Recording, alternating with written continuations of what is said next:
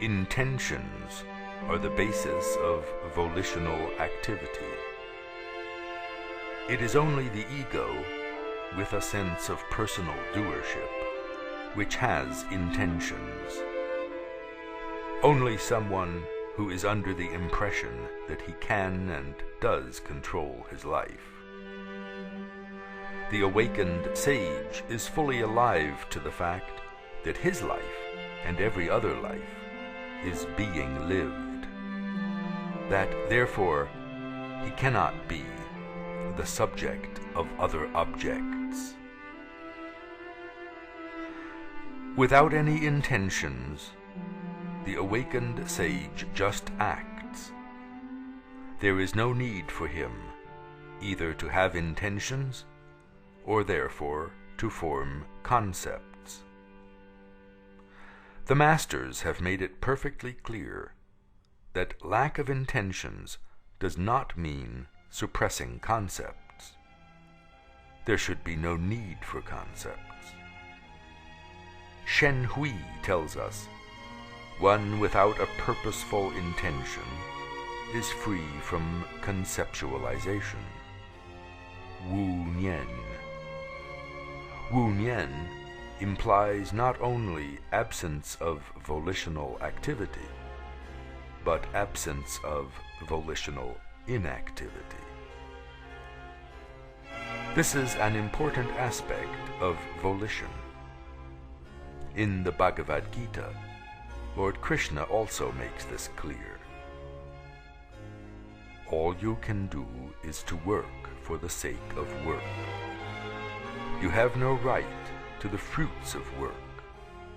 The consequences are not in your control.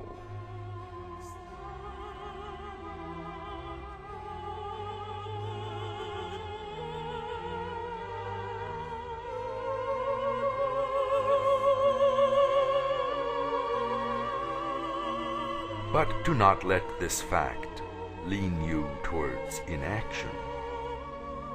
Abstaining from action is not the way to gain freedom from activity.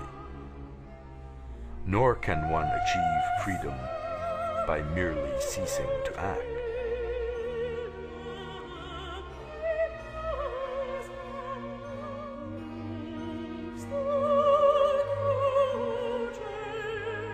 In the sleeping dream, when the dreamer awakes, the dreaming ends, and there is no question of what is happening to the other beings or phenomena in the dream. The same thing happens in the living dream. But there is a difficulty in seeing that there are no beings, but only phenomena, inasmuch as we continue to be participants in the living dream.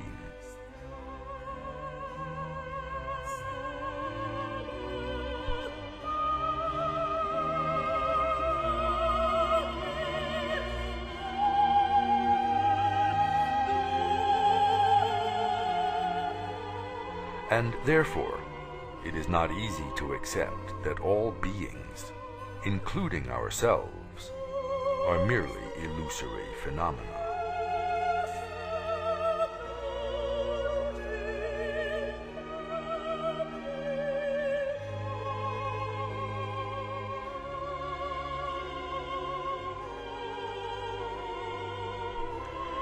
There is, however, the possibility in the living dream of our being aware that all beings, including ourselves, are only phenomena.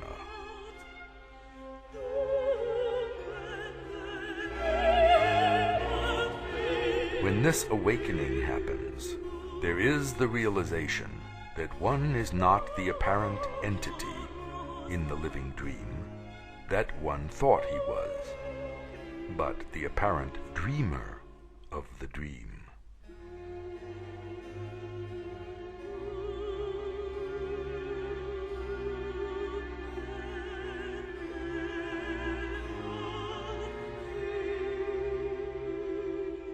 But the dream was his, this living dream, and he cannot awaken the others in what was his dream, because those others were not entities as such, but merely his objects, just as he himself was.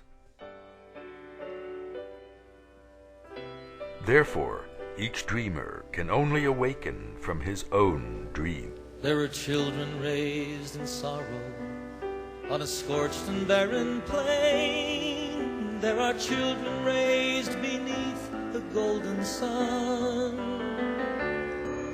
There are children of the water and children of the sand, and they cry out through the universe, their voices raised as one.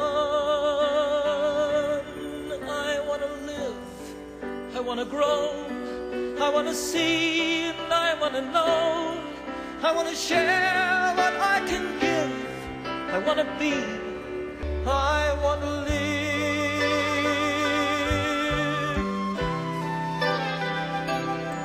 I want to live. I want to live.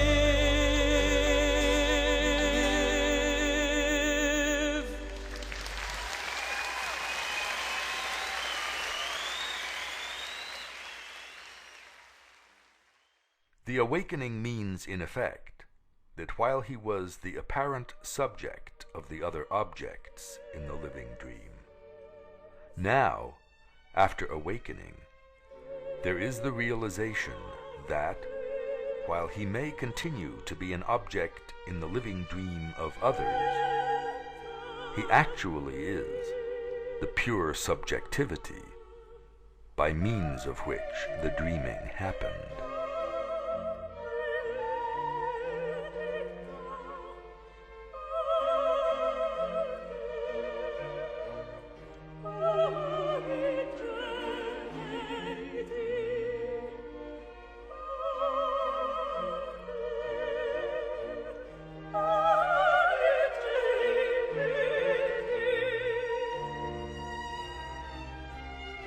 The dreamer never did exist as an object.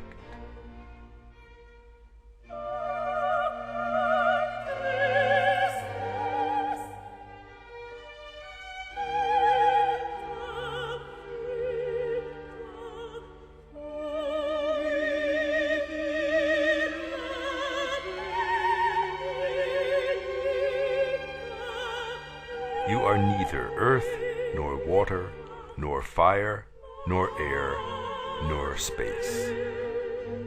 You are the witness of those five elements as consciousness. Understanding this is liberation. If you detach yourself from the identification with the body and remain relaxed in and as consciousness, you will, this very moment, be happy, at peace, free from bondage. Right and wrong, happiness and sorrow are all attributes of the mind.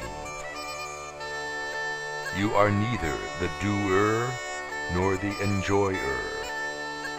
You who have ever and always been free of all such attachments. You are that consciousness, supreme peace, upon which appears this phenomenal manifestation, like the illusion of a snake on a rope. Live happily.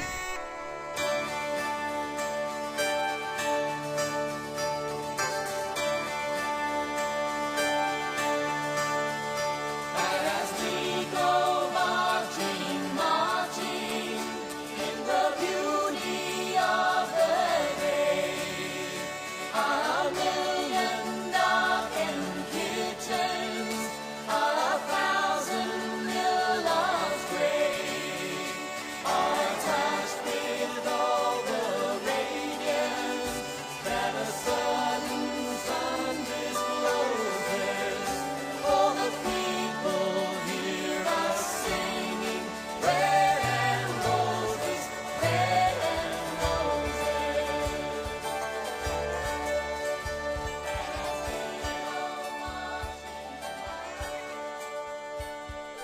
The Atman is the sole witness, all-pervading, perfect, free consciousness, actionless, unattached, desireless, at peace with itself. It is only through an illusion that it appears to be involved with the samsara.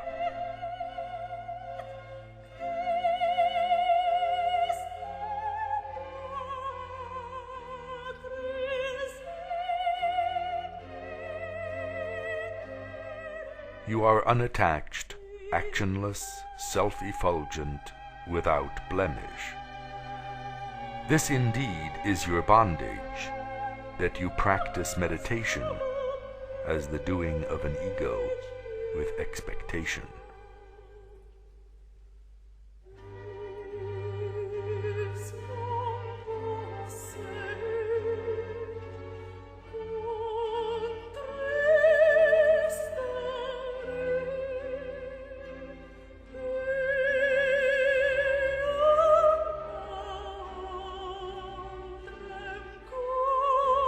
Know that which has form to be unreal, and the formless to be the real.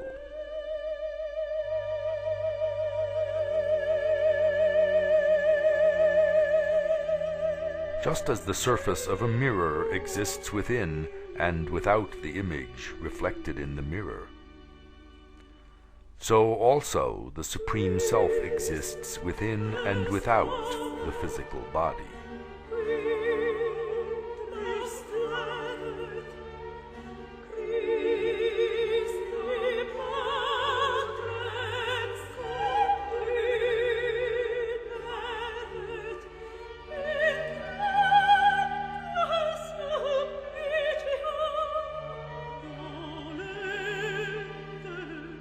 Just as the all-pervading space is both inside and outside the pot, so also the eternal all-pervading consciousness is immanent in all beings and objects.